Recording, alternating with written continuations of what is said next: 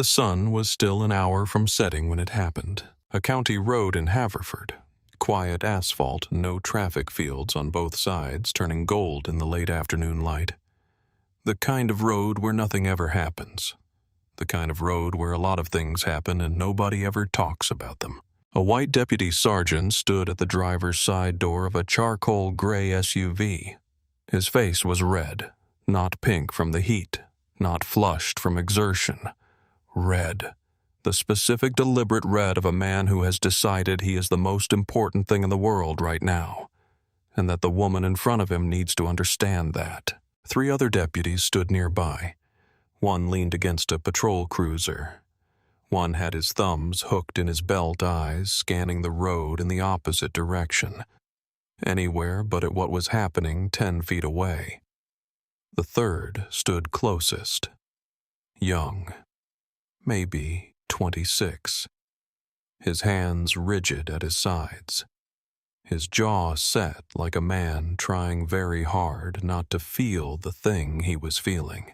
Nobody intervened, nobody spoke. The woman stood beside her car with her hands flat on the warm hood. She was calm. Remarkably, inexplicably calm. She had been calm for the better part of 40 minutes. She had stayed calm through fabricated accusations and an illegal search and a K-9 unit that found exactly nothing. She had stayed calm when the deputy leaned into her face and told her she was nothing. She had stayed calm when he grabbed her wrist hard enough to bruise. She asked to speak to someone above him.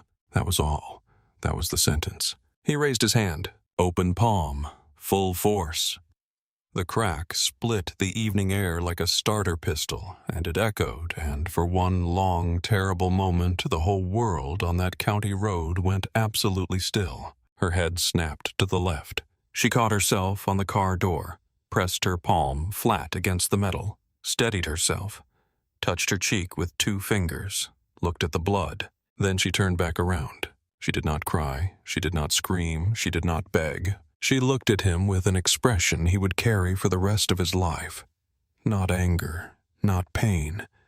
Something colder and more permanent than either of those things. Certainty, and she said in a voice so quiet and so level it seemed to lower the temperature on the road by 10 degrees. You just destroyed your career. What happened after that sentence ended a career, exposed a corrupt department, sent 2 men to federal prison, and changed Haverford County law enforcement forever. But before that moment, let me take you back to where this all started. The alarm on Lorraine Miles's phone did not wake her up. She was already awake. 5:40 in the morning. The house was dark and still. Marcus was asleep upstairs, his breathing slow and even. A sound she had fallen asleep to for 22 years and never once taken for granted. The kids were grown and gone. The house held a different kind of quiet now. The quiet of a life lived forward, of things accomplished and things still to do. She moved through this kitchen the way she always moved through difficult spaces, deliberately, without wasted motion. She had set the coffee to brew the night before. Black no sugar, a little too strong for most people's taste. Exactly right for hers. She poured a cup, sat at the kitchen counter, and opened the leather binder she kept beside the fruit bowl. Policy briefs. Staffing reviews. A proposed restructuring of the county's use of force reporting chain that she had been working through in chunks since the week she was appointed. Lorraine Miles was 47 years old. She had been in law enforcement for 18 years. She had come up through the ranks the way most people come up through ranks they were never quite expected to reach. By outworking, outthinking, and outlasting the people who assumed she would not. She had worked patrol. She had worked investigations. She had run the county's civilian oversight liaison office for 4 years before being tapped for the role she held now. 26 days ago, Lorraine Miles had been appointed director of the Haverford County Office of Public Safety, the first black woman to hold that title in the office's 112-year history. Let that land for a moment. 112 years. And it took until now. Her appointment had not been quiet. The Haverford County Commissioners had voted 4-1 in her favor. The dissenting commissioner had written an op-ed about qualifications over optics that had been shared widely and angrily in both directions. Anonymous emails hit the county administrator's inbox for weeks. Someone had taped a printed note to her parking spot that read, "Not what we asked for." She took it down, threw it away, and parked her car in that spot every single morning. That was Lorraine. No speeches, no drama, no wasted energy, just work. Marcus came downstairs around 6:15. He was a big man, broad-shouldered and easy-smiling. 23 years as a high school football coach. The kind of man who could be loud and quiet in exactly the right moments. He kissed the top of her head without a word, poured himself a coffee, and sat across from her. "Day off," he said. "I know. Actual day off." With the specific emphasis of a man who has had this conversation before and knows how it ends. Your phone goes in your pocket. You drive to your mother's. You eat whatever she's made. You come home. That's the whole plan. Lorraine smiled, the kind of smile that filled her whole face when she allowed it. And if something comes up at the office, Captain Hendricks has the weekend. Captain Hendricks panics when the coffee machine runs out. Then Captain Hendricks will have a very stressful weekend, and you will have a lovely one. He reached across the counter and tapped the leather binder. "Close it." She closed it. She went upstairs, changed into jeans and a pale blue blouse pulled on a light jacket. Her badge was sitting on the dresser where she always left it when she was not in uniform. She picked it up, turned it over in her palm. The gold was warm from the morning light coming through the window. She stood there for a moment longer than she needed to. Then she slid it into her jacket pocket. Force of habit. 18 years of force of habit. She drove a charcoal gray SUV. Her personal vehicle. Nothing official about it. No department insignia. Standard county plates. She pulled out of the driveway at 7:20 windows down the morning air, still cool and carrying the smell of cut grass from the neighbor's yard. The drive to her mother's took her across the county line. 2 hours on a good day. 40 miles of back roads that she knew better than most. Because she had driven them most of her adult life. Because Haverford County was home in the way that places become home. Not because they are perfect, but because they are yours. She had no reason to expect the day to become what it became. Nobody ever does. From the highway, Haverford County looks like peace. Wide farmland. Old Baptist churches with hand-painted signs out front. Grain silos and family diners and stretches of 2-lane road where the speed limit is 40 and people mostly keep it. There are 4th of July parades and high school football games and town council meetings where people argue about stop signs for 45 minutes and then go get pie. From the highway, it looks like the version of America that makes it into greeting cards. But you do not understand a place from the highway. You understand it from the inside. And from the inside, Haverford County had been carrying a specific weight for several years. The weight of a sheriff's department with a pattern it refused to acknowledge out loud. In the past 3 years, 14 formal misconduct complaints had been filed against deputies of the Haverford County Sheriff's Department. 14. That is not a small number. That is not random variance. 14 complaints, every single one filed by a Black or Latino resident. Excessive force, racial profiling, illegal searches, verbal abuse, intimidation, fabricated probable cause, and every single one of those 14 complaints had been routed through the same office and stamped with the same result. Investigated. No action required. Same signature every time. Sheriff Gordon Pruitt. Pruitt had been the Haverford County Sheriff for 11 years. 61, white-haired, perpetually suntanned. The kind of man who gave firm handshakes at Rotary Club meetings and called everyone he met friend in a way that sounded friendly until you paid attention to the eyes. He had run unopposed in his last 2 elections. He had the endorsement of the county's largest employer, the local Veterans Association, and 3 generations of one of the oldest family names in Haverford. He also had 14 complaint letters in a filing cabinet that nobody outside his department had ever been allowed to read. This is not background information. This is the foundation of everything that comes next. Because systems that bury complaints do not just protect individuals, they create them. They tell certain officers quietly and repeatedly and unmistakably that there are no consequences for a specific kind of behavior against a specific kind of person on a specific kind of road. Haverford County had been sending that message for years. Deputy Sergeant Wade Colton had been listening. Wade Colton was 41 years old. He had been with the Haverford County Sheriff's Department for 14 years. Long enough to know where every camera was and was not on every road in the county. Long enough to know which shift supervisors asked questions and which ones preferred not to.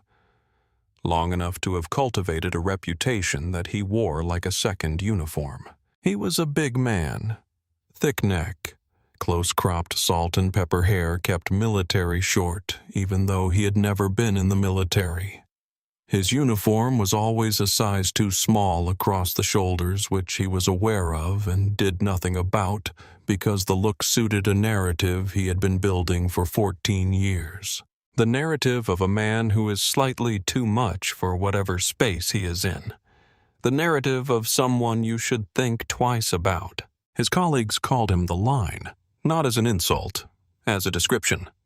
Colton decided what counted as crossing it. He had 5 formal commendations on record. He also had 14 civilian complaints. But those, as previously noted, went nowhere. So, as far as anyone inside the department was concerned, Colton was an asset, proactive, aggressive in the way that upper management quietly encouraged without putting it in writing. The kind of officer who generated results or what passed for results in a department that measured success by volume of activity rather than quality of outcome. He was not by any reasonable reading of the evidence someone who should have still been wearing a badge. But here he was. That Saturday afternoon, Colton was cruising a back road near the county line in his patrol unit with his junior partner, Deputy Nate Sims. Sims was 26 years old, 3 years on the force, still in the part of his career where he was figuring out what kind of officer he wanted to be. He was smart enough to have doubts. He was not yet brave enough to act on them. Those 2 facts made him, in retrospect, the most tragic figure in this story. The windows were down. The radio was on low. Colton had his forearm resting on the door frame, his eyes scanning the road with the particular quality of attention that bored men with authority pay to the world around them. He saw the charcoal gray SUV from 200 yards out. Clean car, nice tires, tinted windows, legal but dark, moving at exactly the speed limit which Colton had always regarded with deep suspicion. Because in his experience, the only people who drove exactly the speed limit were either out-of-towners who did not know the road or people who had something to hide and were trying not to show it. He watched it pass. He read the plates. He watched the driver through the windshield as the vehicles drew level. A black woman, 40s maybe, dark jacket, driving with the easy confidence of someone who knew where she was going. Something shifted in Colton's face. He flipped on his lights. "What's the cause?" Sims asked. His voice careful in the way a person's voice gets careful, when they already know the answer is not going to be a good one. Colton did not answer. He just watched the SUV slow and pull to the shoulder, and the set of his jaw was the answer to the question Sims had asked. Lorraine Miles saw the lights in her rearview mirror at 4:52 in the afternoon, red and blue. The quick pulse of a patrol unit signaling her to pull over. She looked at her speedometer first. 37 miles per hour. Speed limit 40. She looked at the road ahead. Straight. No lane drift, no erratic movement. No reason. She did not panic. This is important to understand.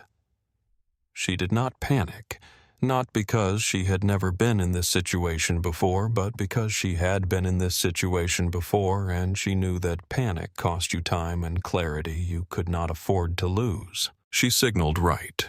She pulled to the shoulder, slowly leaving herself room. She chose a spot beneath a streetlight.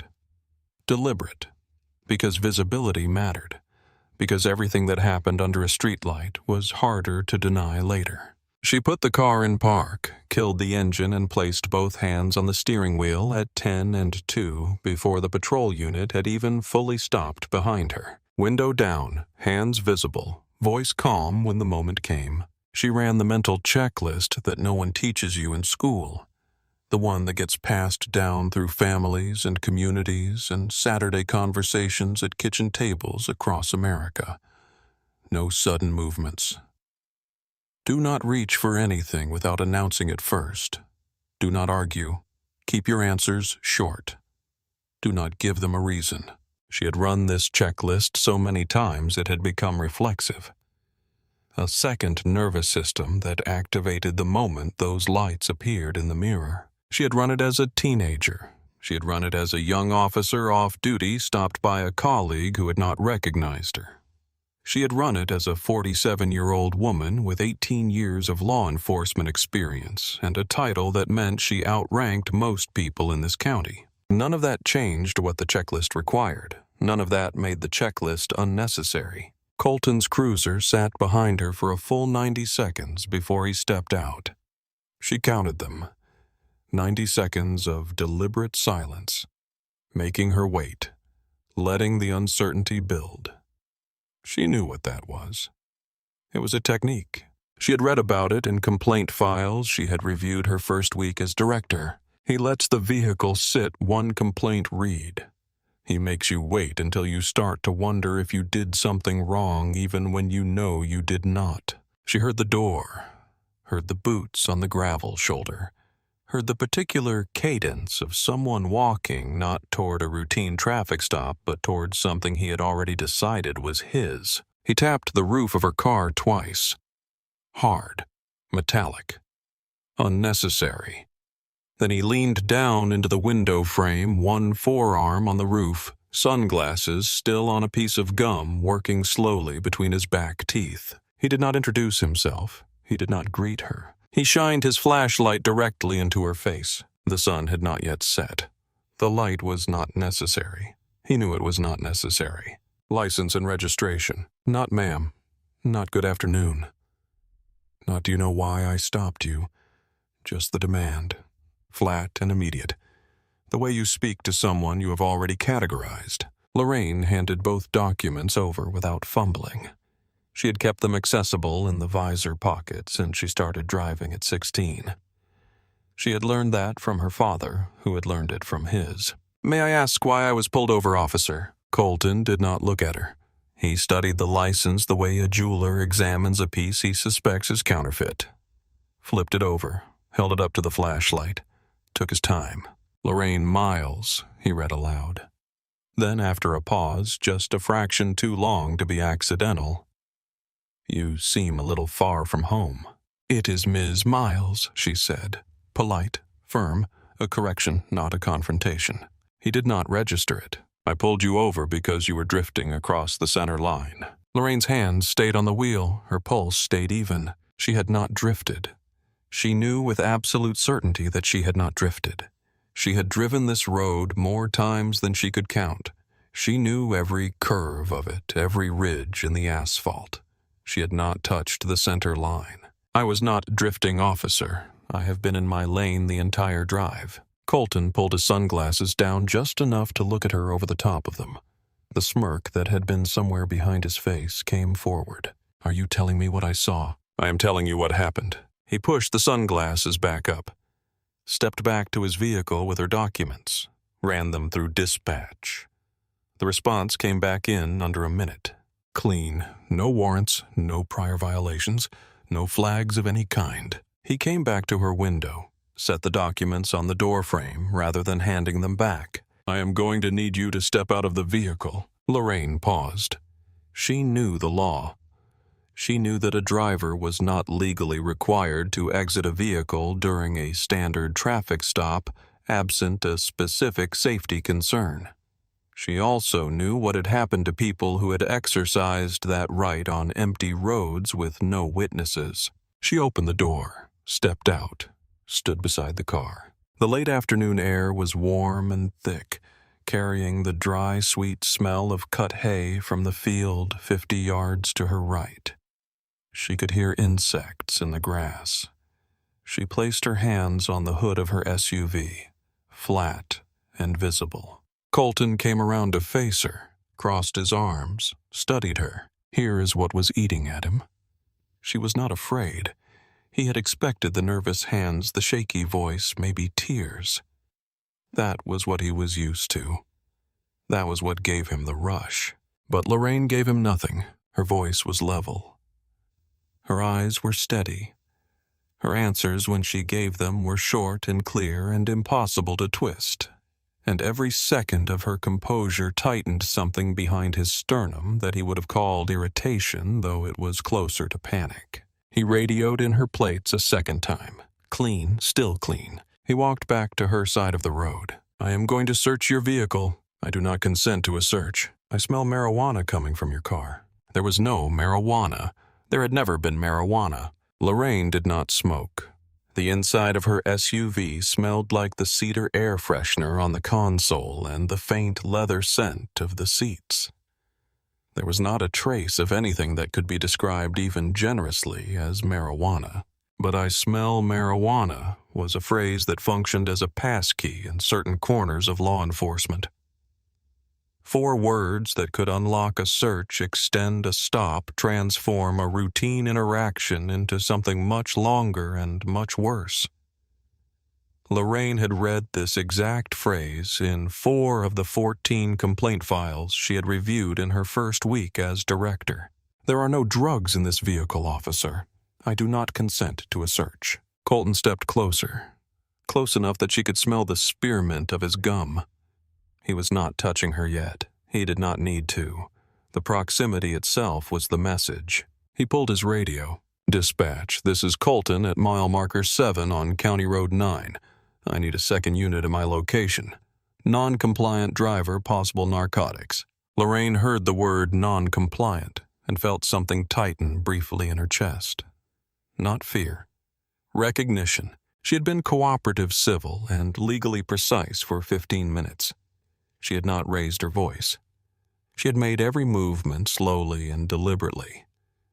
She had done every single thing a driver was legally required to do. Non-compliant meant she had said no. That was all. She had said no, and the word for that was non-compliant.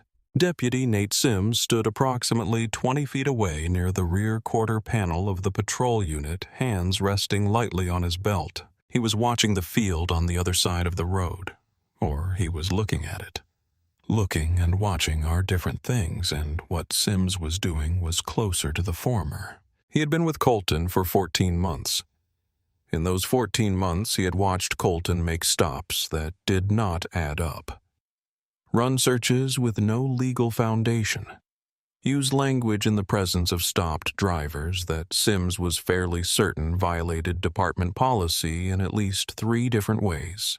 He had written none of it down. He had reported none of it. He was 26 years old. He was 3 years into a career he had wanted since he was 14. He was not yet brave enough to be the person this moment needed him to be. The second unit arrived from the north in under 4 minutes. 2 more deputies stepped out and moved to flank the scene without being told. There were now 4 officers on this stretch of county road. 1 woman standing beside her car with her hands visible. The power imbalance was not subtle, it was architectural. Colton pointed at Lorraine with the casual certainty usually reserved for things that do not involve other human beings. We have got a non-compliant driver. Possible narcotics. Search the vehicle. He looked at Sims when he said it. Sims hesitated for exactly 1 second, then nodded, and walked to the driver's side door. He found the glove box first. Registration papers, insurance card, a small leather Bible with a cracked spine, the pages soft from use. a pair of reading glasses in a floral case, a packet of tissues. He moved to the back seat, a reusable grocery bag folded neatly behind the driver's seat, a water bottle, a fleece throw in a compression bag, a pair of running shoes tied together at the laces. He moved to the trunk. He popped the latch. A gym bag with workout clothes, a folded blazer on a travel hanger, and a leather document satchel, dark brown, structured, the kind that holds official paperwork rather than personal items. On the front flap, in embossed lettering, the seal of Haverford County. Sims looked at the satchel. His hand moved toward it, stopped. He was moving too fast, too focused on getting this done, on returning to Colton with a result that would make the next few minutes easier. He moved past the satchel without opening it, without reading the seal closely, without taking 5 seconds to understand what he was looking at. He closed the trunk, walked back to Colton, shook his head. Nothing. Colton's jaw tightened. His nostrils flared slightly. Not the expression of a man relieved that an innocent woman has been found to be innocent. The expression of a man who has been denied something he expected and intends to find another way to get it. You have conducted an illegal search of my vehicle without probable cause and without my consent, Lorraine said. Her voice carried the even measuring quality of someone reading a legal document out loud. I want this interaction documented in full. Colton looked at her for a long moment. Oh, it will be documented. Do not worry about that. He began circling her then, slowly. His boots scraped on the gravel with each step. Crunch, crunch, crunch. He moved the way a large predator moves around something smaller. Not because the smaller thing is dangerous, but because the movement itself is the message. You seem tense, he said.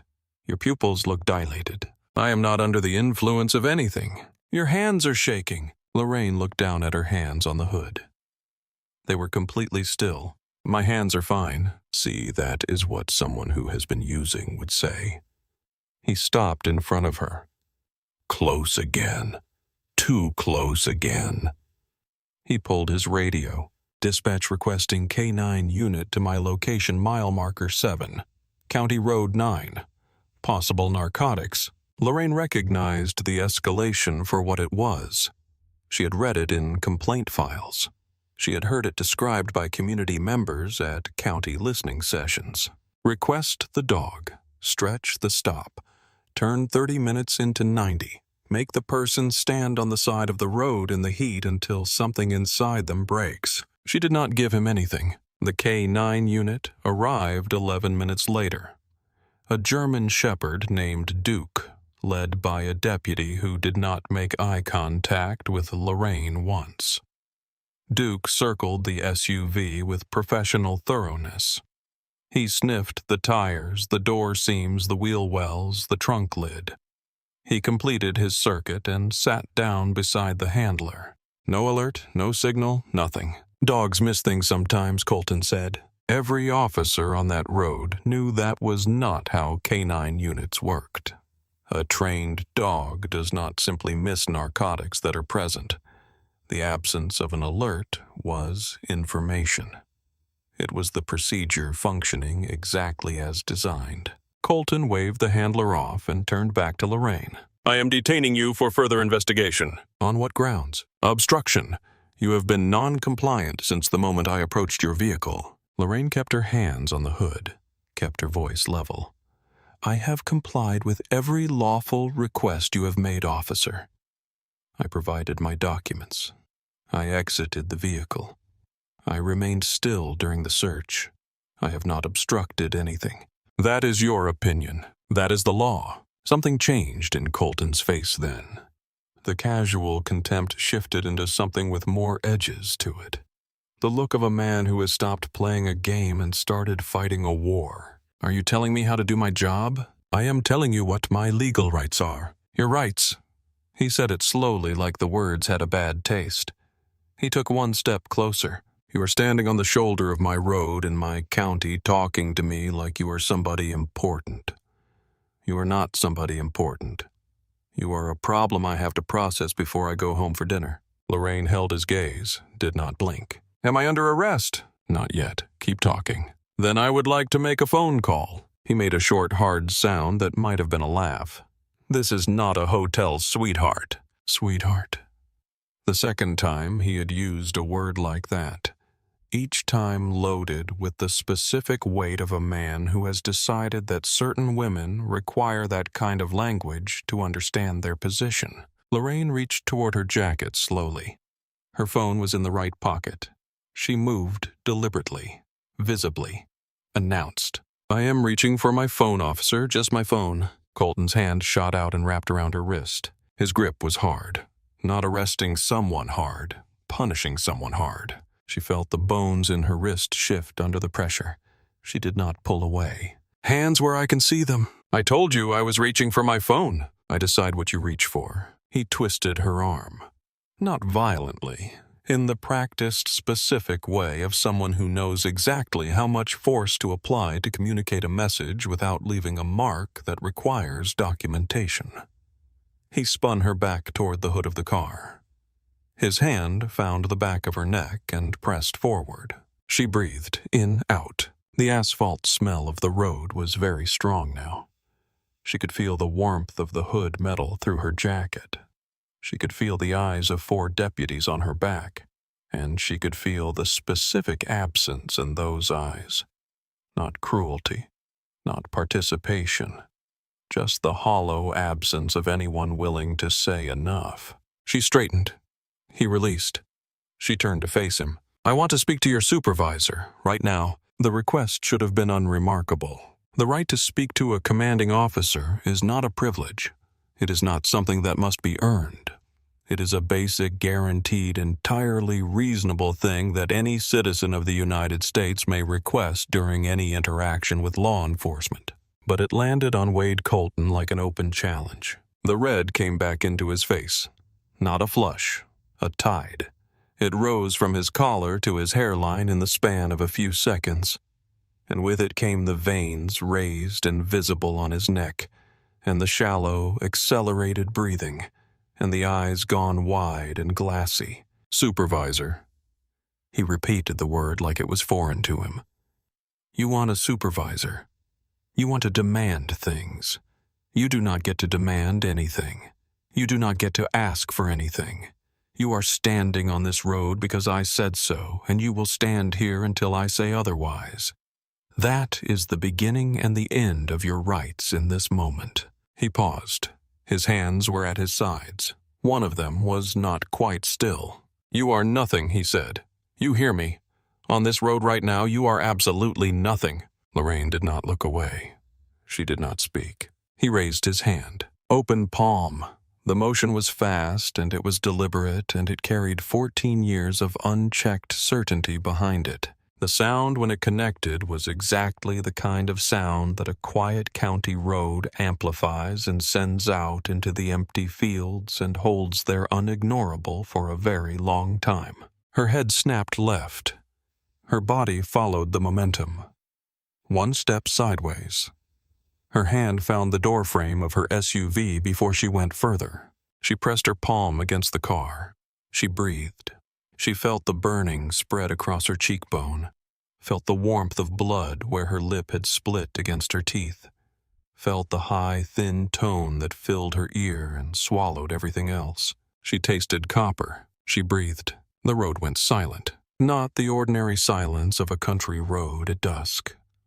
The complete, unnatural silence of a world that has just witnessed something it cannot immediately process. Even the insects in the field seemed to hold. Even the idling engines of the patrol units seemed to quiet. Deputy Sims's mouth fell open. He closed it. His hand moved toward his radio without his permission and then stopped. He stood there with his hand in the air and nothing decided. The first backup deputy took a half step backward. His face had gone very pale. The second stood completely still, his eyes moving from Colton to Lorraine and back, his hand on his radio frozen there. A man who had not yet made a single choice and was being asked to make the most important one of his career. Nobody moved, nobody spoke. 5 seconds, 10. Lorraine steadied herself against the car door. She pressed her palm flat, straightened her spine, and stood up. She touched her cheek with 2 fingers, looked at the blood on her fingertips. She did not look at it long. Then she turned back around. She did not cry. She did not scream.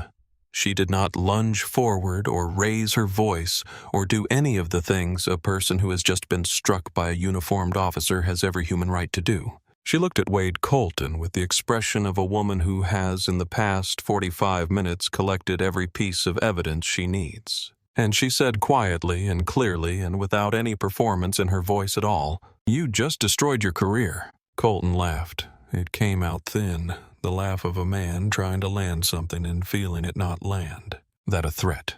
Put it in the report. But his voice cracked on the last word, in a way that he could hear, that everyone on that road could hear.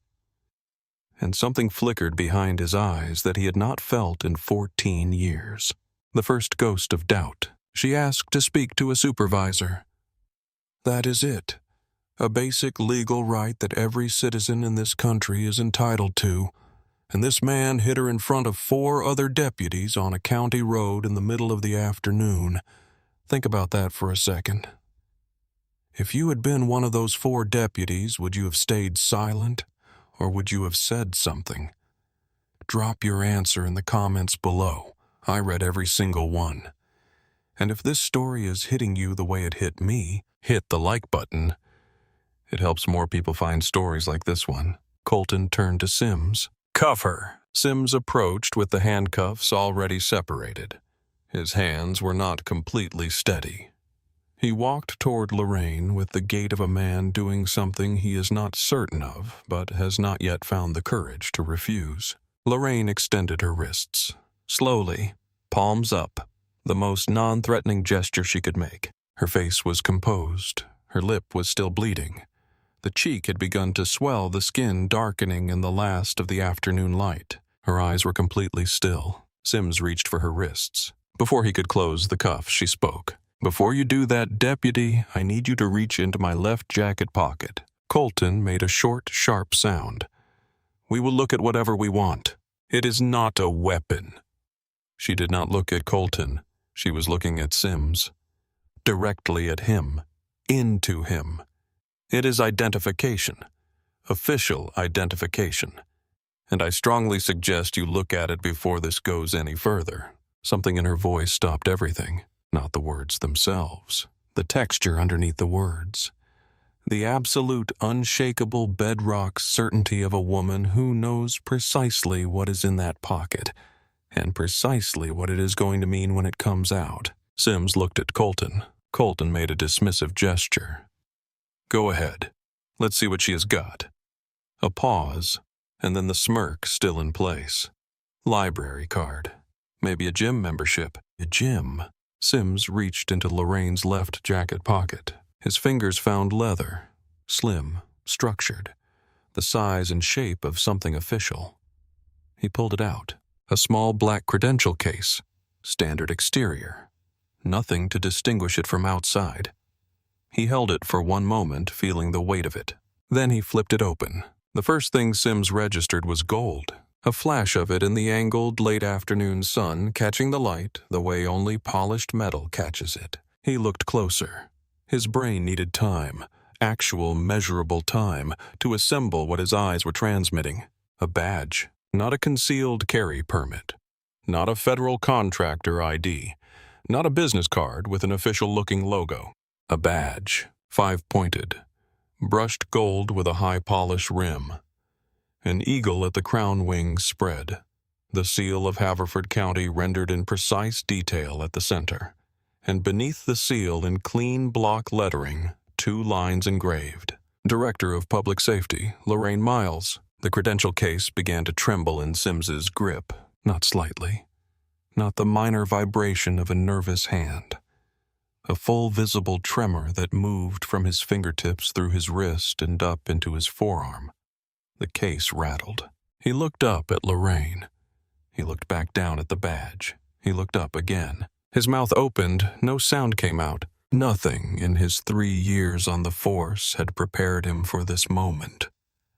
No training scenario, no senior officer's advice, no section of the policy manual.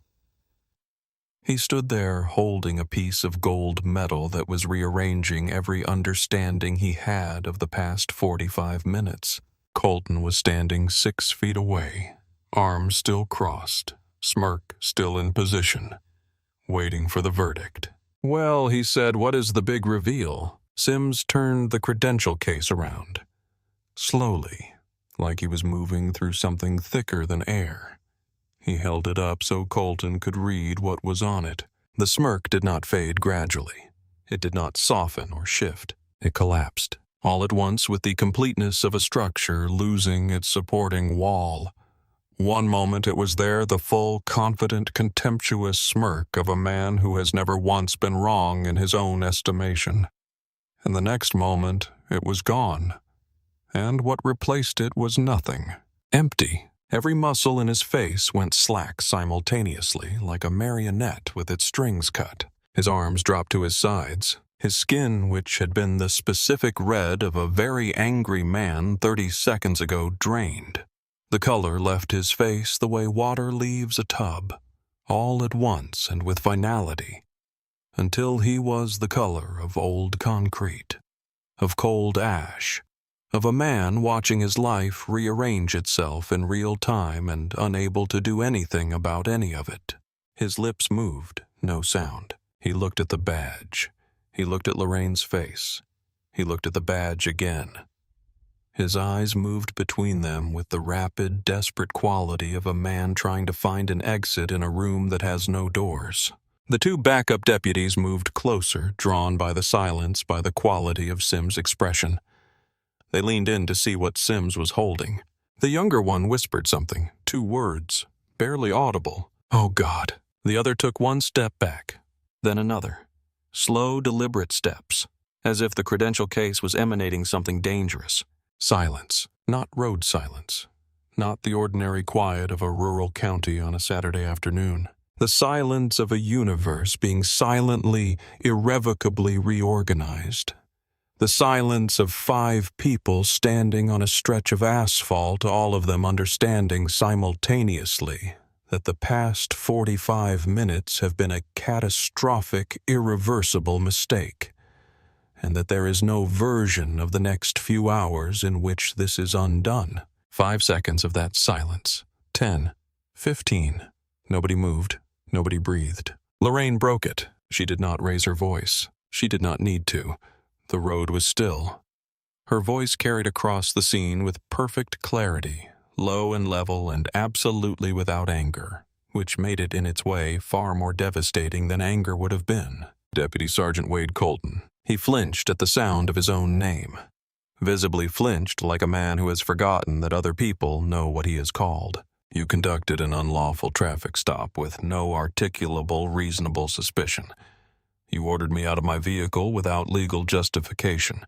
You initiated a search of my vehicle without my consent and without probable cause using a fabricated marijuana claim that is on record in your own dashcam audio. You used racially coded language in the presence of fellow deputies on an active stop. You detained me without valid legal grounds by characterizing lawful refusal as obstruction. You grabbed my wrist and applied physical force to prevent me from accessing my phone.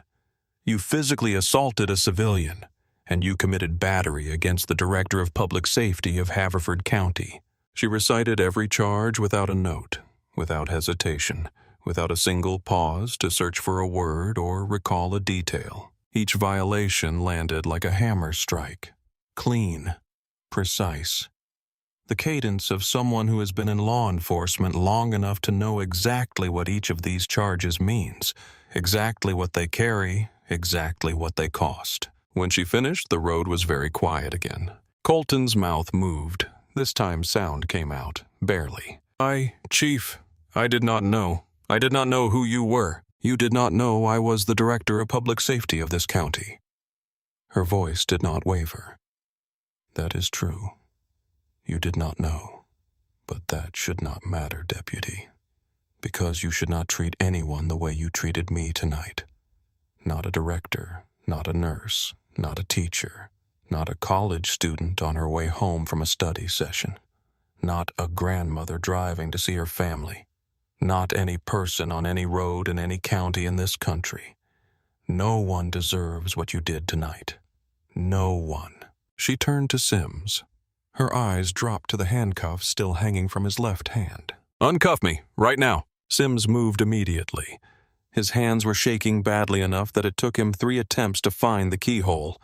The metal clicked, fell away. Lorraine rubbed her wrists when they were free. The red marks were already visible, circling both wrists like dark bracelets pressed into the skin. She reached into her right jacket pocket and pulled out her phone. The pocket Colton had grabbed her wrist to prevent her from accessing. She stood there for a moment. Then she dialed. "Captain Okafor, it is Lorraine. I need you at mile marker 7 on County Road 9. Full IA team. Now, I am placing Deputy Sergeant Colton under administrative investigation effective immediately. Secure all dash cam and body camera footage from every officer on this scene. All of it. If a single frame is missing, I will hold the officer responsible for that personally." She ended the call. She dialed again. Marcus. Her voice changed. Not much, but enough. Some of the steel came out and something warmer and more tired came in. "I am fine.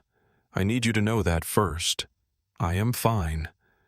I will explain everything when I get home. I love you." She slid the phone back into her pocket, turned to look at Colton. He looked smaller. It is a strange thing to witness the way a person shrinks when the architecture of their power is removed. He was the same physical size he had been 45 minutes ago. He was wearing the same uniform. But something had gone out of the space he occupied. Some quality of inevitability and authority that had been entirely self-generated, and now, without the conditions that sustained it, was simply gone. His hands hung at his sides. His shoulders had curved inward slightly. His eyes were fixed somewhere near the ground. "Your badge and your service weapon, deputy. Set them on the hood of your unit." A flash of the old Colton surfaced briefly, something automatic and residual. "You cannot." The sheriff. "I just did. And if Sheriff Pruitt has a concern, he can direct it to the district attorney's office. I recommend he bring legal counsel." Colton unclipped his badge slowly. His fingers trembled as he worked the pin free from his shirt. He set it on the hood of his patrol cruiser. Then he unholstered his service weapon and set it beside the badge. He had put down things before. He had never put anything down the way he put those 2 objects down, like a man surrendering something that had been keeping him upright. Lorraine turned to the backup deputies. "Every dash cam, every body camera, secure the footage now. If any device is found to be inactive or recording disabled, I will treat that as evidence tampering and charge accordingly. Move." They moved, faster than they had moved all evening. Lorraine stood alone on the shoulder of County Road 9 for a moment. The sun had dropped behind the tree line. The sky was layered in violet and amber. The lights on Colton's patrol unit were still spinning, painting the asphalt in slow rotations of red and blue. She touched her cheek. The swelling had grown. She breathed in, held it, let it go. Captain Diane Okafor of the Haverford County Internal Affairs Division arrived at mile marker 7:16 minutes after Lorraine's call. She drove an unmarked sedan. No lights, no siren, just controlled speed on an empty county road. Behind her came a white department van carrying 2 IA investigators and a forensic technician with a portable evidence kit. Okafor was 54 years old. Silver locks pulled back in a neat coil. 24 years in law enforcement. The last 8 running internal affairs with a reputation for thoroughness that certain people in certain departments found deeply inconvenient.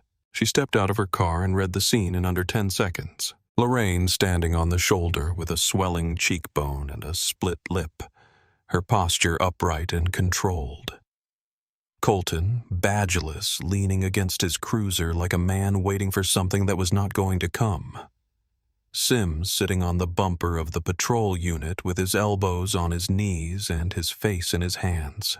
Okafor walked directly to Lorraine. "Chief, are you all right?" "I will be fine. Do your job, Diane. Everything." Okafor pulled her phone, photographed the welt on Lorraine's cheekbone from 3 different angles, photographed the red marks encircling both wrists, photographed the dried blood at the corner of her lip. Each image time-stamped and geotagged the moment it was taken. Clinical, methodical, complete. Then she turned to Colton. The apology came first. He had been composing it in the 16 minutes since Lorraine made her calls. "Captain, look. I want to explain. This was a misunderstanding. I did not have any way of knowing who she was. If I had known, if I had recognized." "You did not recognize me," Lorraine said. "That is your defense. You would have treated me differently if you had known who I was." "That is the problem, Deputy. You should not treat anyone this way. The badge is not a license to assault someone who does not have one. It is a responsibility toward everyone who does not have one." Colton pivoted. The excuse came next. "It was an officer's safety situation. She was reaching for something and I made a split-second decision. That is what our training." "I announced what I was reaching for," Lorraine said. "Clearly. Twice. Your dashcam audio will have it. You do not get to describe this as a split-second decision when the record shows it was a deliberate response to a verbal request." He tried the deflection. "I have a clean record, Captain. 15 commendations. Ask anyone in this department. I have been a model." "You have 14 civilian complaints," Lorraine said. "Every one of them from a black or Latino resident. Every one of them dismissed by Sheriff Pruitt's office. I have read your file, Deputy. Cover to cover. The week I was appointed." Something moved across Colton's face. Not remorse. Fear. The specific fear of a man who has just realized that the system he has been hiding inside is no longer protecting him, that it may in fact be about to collapse directly on top of him. "One more card. The final one." He lowered his voice, leaned slightly forward. "The sheriff is going to hear about this?" Lorraine looked at him for one long, level moment. "I am counting on it." Okafor stepped between them. "That is enough, Sergeant. You will have ample opportunity to speak with an attorney present." She turned to Sims. He had not moved from the bumper. His face was gray. Lorraine walked to him. Her tone shifted. Not softer, but more measured. The way a teacher speaks to a student who has failed an exam they should have passed. "Deputy Sims, you stood on this road and watched your partner assault a woman. You conducted an illegal search on his order. You heard him use racially charged language and you said nothing. Not one word in 45 minutes. Sims looked up. His eyes were red at the rims. His voice cracked. "I know. I should have." "Yes, you should have." She let that sit between them. "You are also suspended pending review." She paused and looked at him for a long moment. "Do you know the difference between you and Deputy Colton?"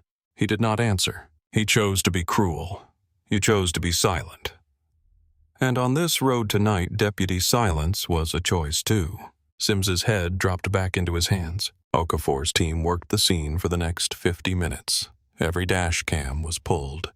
Every body camera, with the notable exception of Colton's, which had been deactivated before the stop began.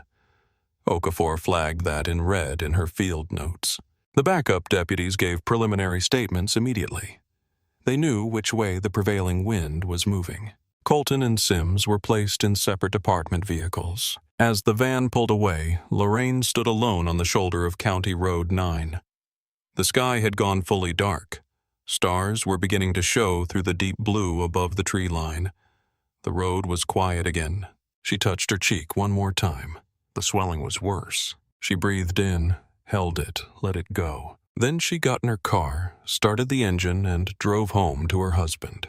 The dashcam footage arrived on Captain Okafor's desk at 8:40 the following morning. She watched it alone, door closed, blinds drawn, no interruptions. 19 minutes and 22 seconds of uninterrupted footage. No cuts, no gaps, no lapses in the recording. The dashcam from Colton's patrol unit had captured everything from the moment he activated his lights to the moment Okafor's team arrived on scene. Every word, every movement, every silence. She watched Colton pull Lorraine over with no articulable cause. She watched him shine a flashlight in her face while the sun was still visible above the tree line. She watched him order her out of the car. She watched him circle her with deliberate slowness while she stood with her hands on the hood and her face completely composed. She watched Sims search the vehicle without finding anything. She watched the K9 alert on nothing.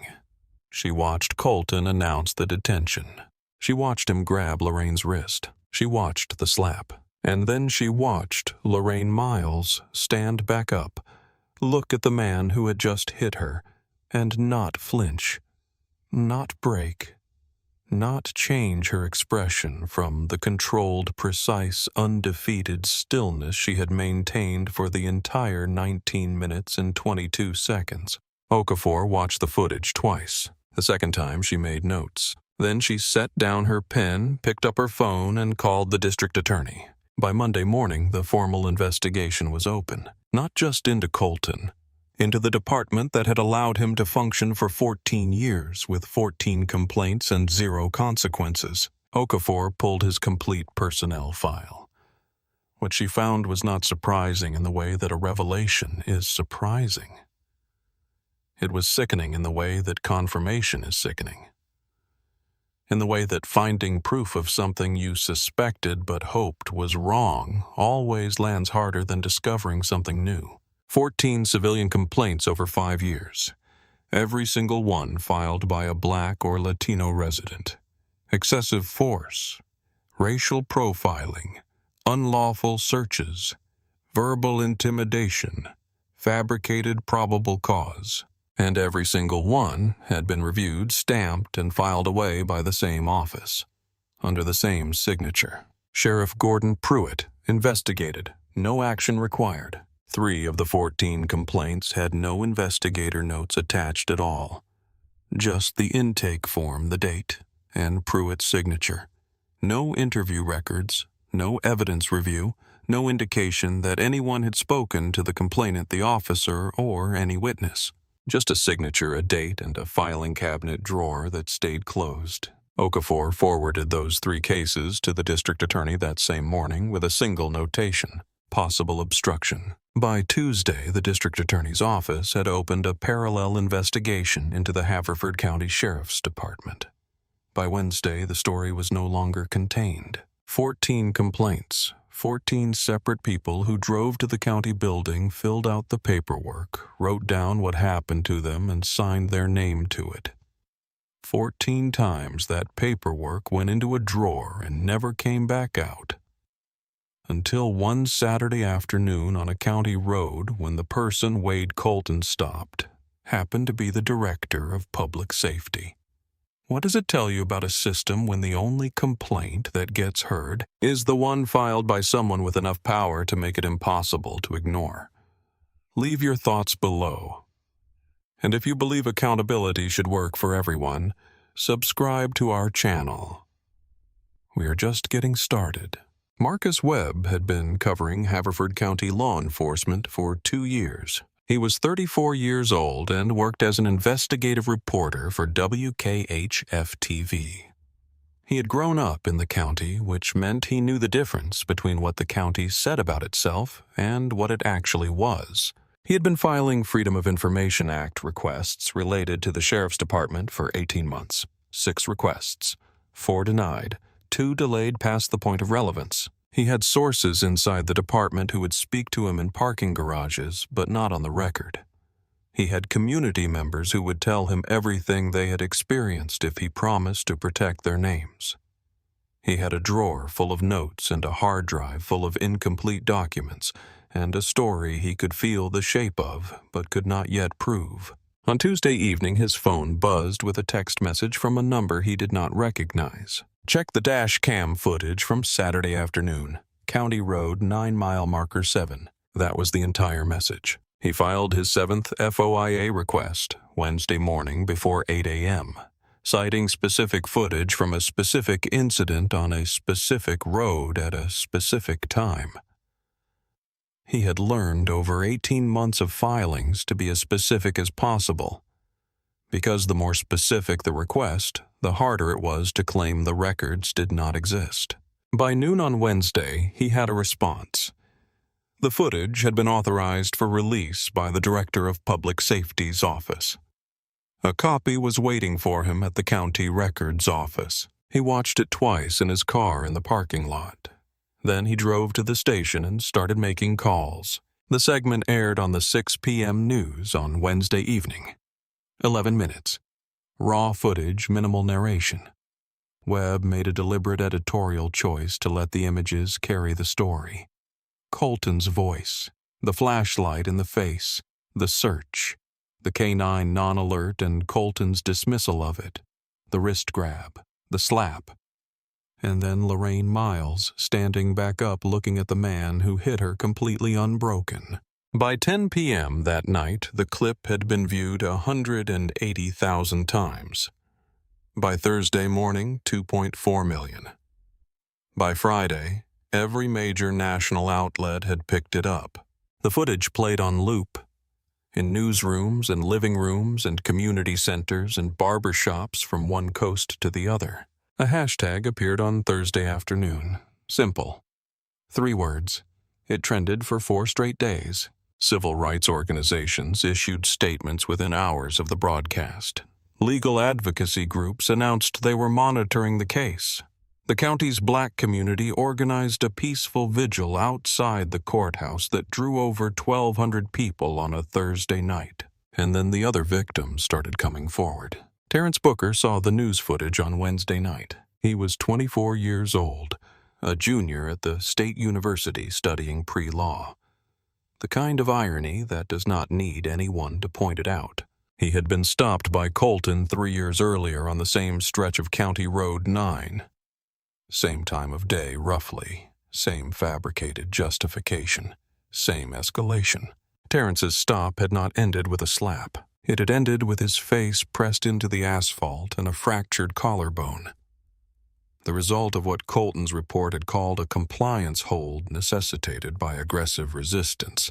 There had been no aggressive resistance. There had been a 21-year-old on his way home from a late library session who had said, "Please tell me why I am being stopped," and Colton had heard that sentence the same way he heard Lorraine Miles' sentences, as defiance, as something that required a response.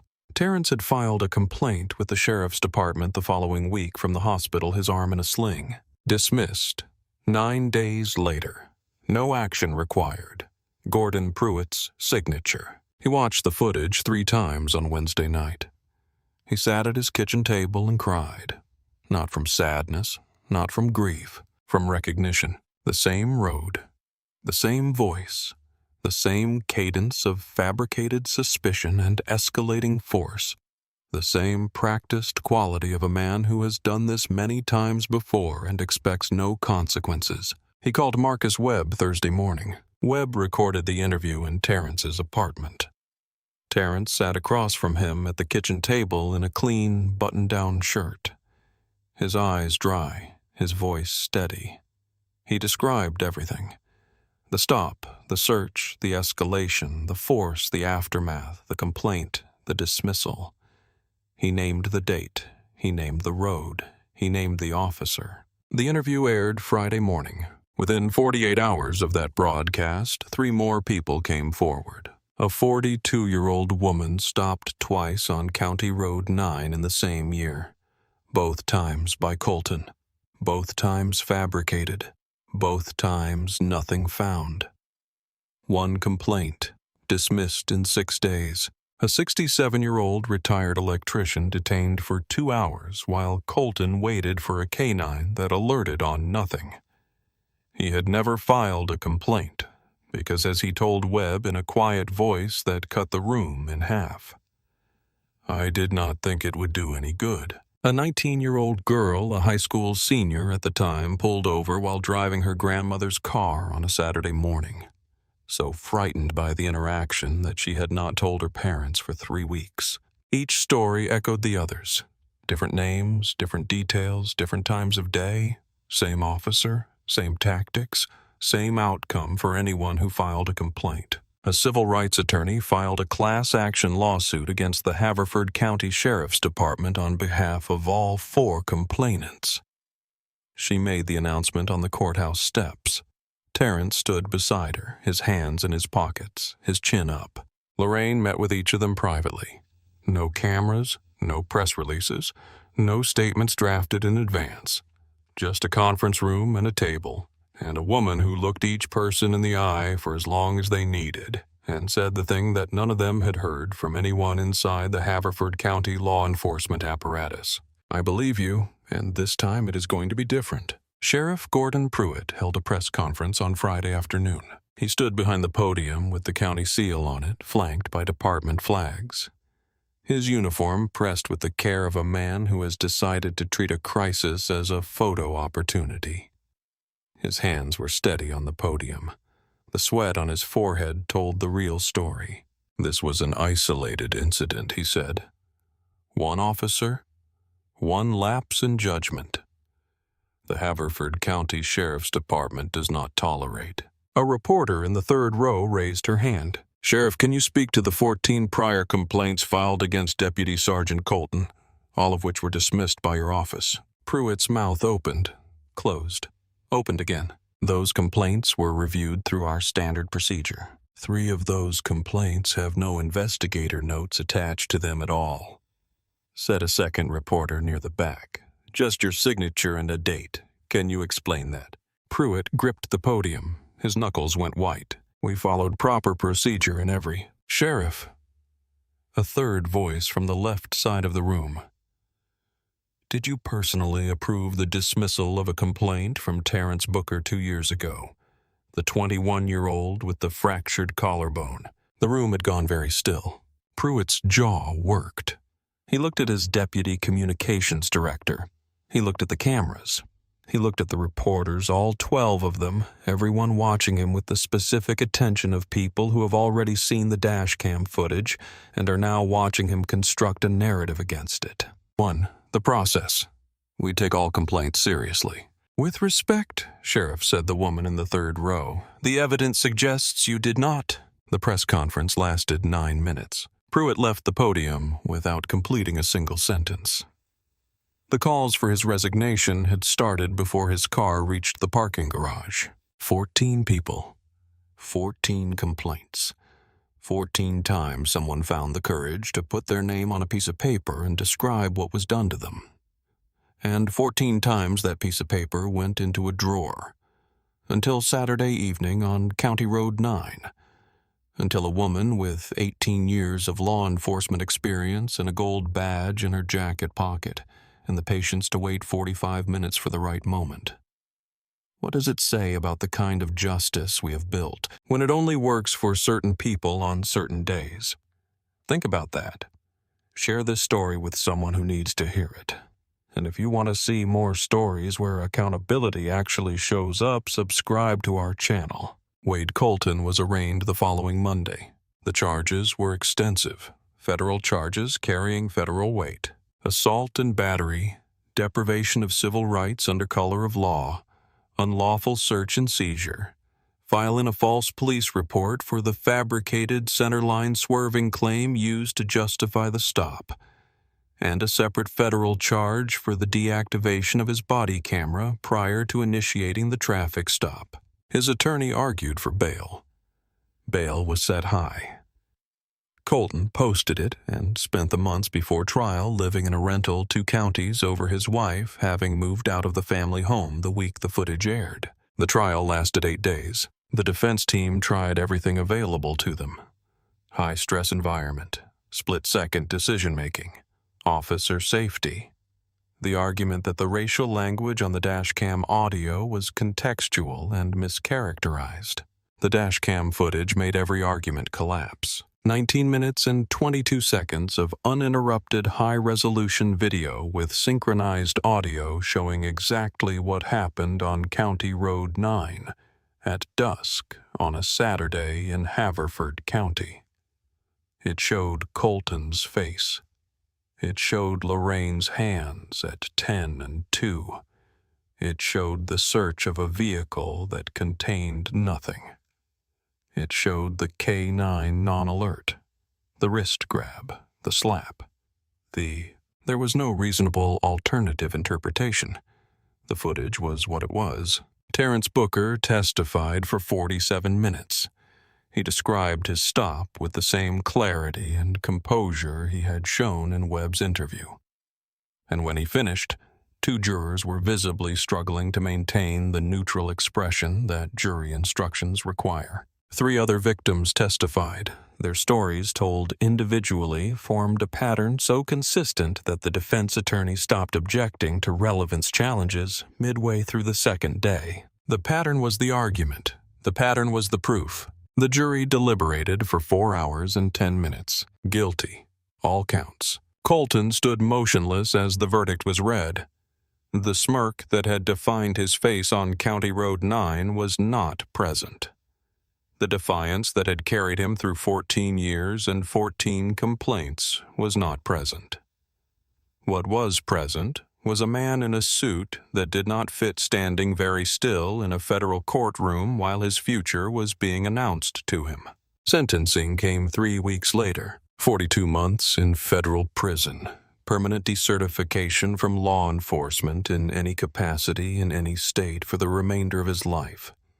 Restitution payments to Lorraine Miles, Terrence Booker, and every other complainant whose case had been buried. He was handcuffed in the courtroom after sentencing. The officers who applied the cuffs were professional and correct and said nothing. Deputy Nate Sims was charged separately. Accessory to unlawful search, failure to intervene in a civil rights violation. His attorney advised full cooperation, and Sims gave it. He testified against Colton on the 3rd day of trial. He described in specific detail the culture inside the department. The unwritten rules. The things that were not said out loud because they did not need to be. The ways in which certain behaviors were silently approved by the frequency with which they went unaddressed. He described his own failure. He did not minimize it.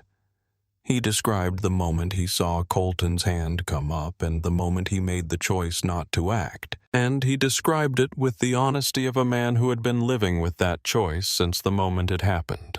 His testimony was one of the most damaging elements of the prosecution's case, not because of what it revealed about Colton, but because of what it revealed about the structure that made Colton possible. Sims received 24 months probation mandatory retraining and a permanent demotion.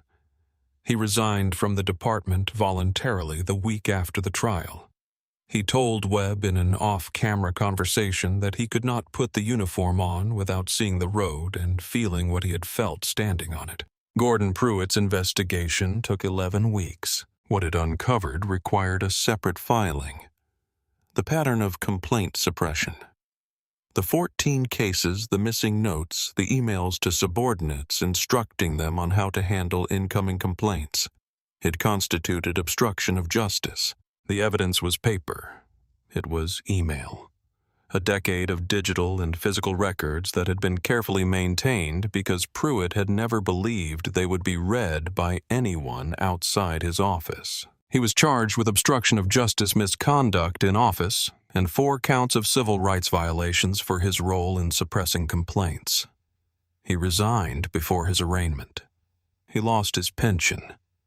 The class action lawsuit named him personally, and that civil proceeding followed him out of office and into retirement with the durability of something that will not be set down. Federal Judge Diana Osei presided over the final sentencing hearing on a Thursday morning in late October. She was 60 years old, 26 years on the federal bench, a woman who spoke precisely and expected precision in return. She looked out at a courtroom that was full. Reporters, community members, uniformed officers from 3 different departments who had come to watch, and 4 people seated together near the front who had each at different points in their lives filled out a complaint form and placed it in the hands of a system that was supposed to protect them. She looked at all of them. She took her time. Then she said in the specific quiet that a federal courtroom develops when every person in it understands that something important is happening. The badge is a symbol of public trust.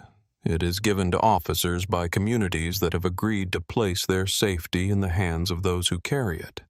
When the badge is used not as a symbol of protection, but as a weapon of intimidation, when it is used to silence the people it was designed to serve, the full weight of this country's law must respond.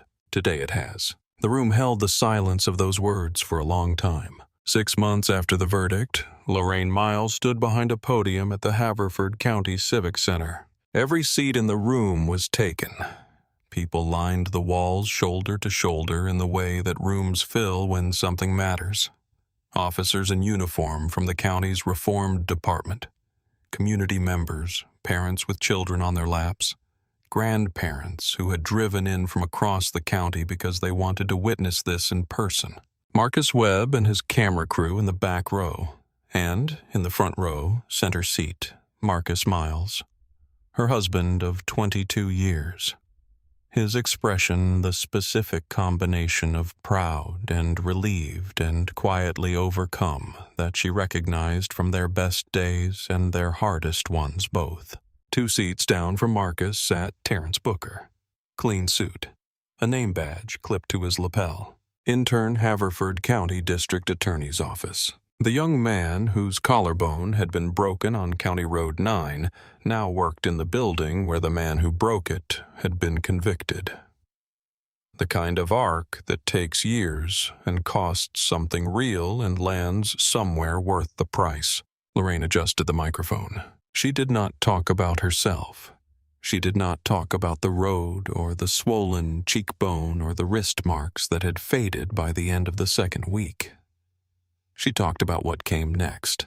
Today, she said, I am announcing Haverford County's first comprehensive law enforcement accountability reform package. She laid it out clearly, without rhetorical flourish, in the direct language of someone who has learned that the most powerful advocacy is specific.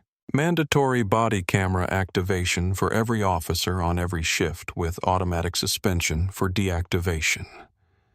An independent civilian oversight board of 12 residents elected by the county, not appointed by the department, empowered to review complaints and compel responses.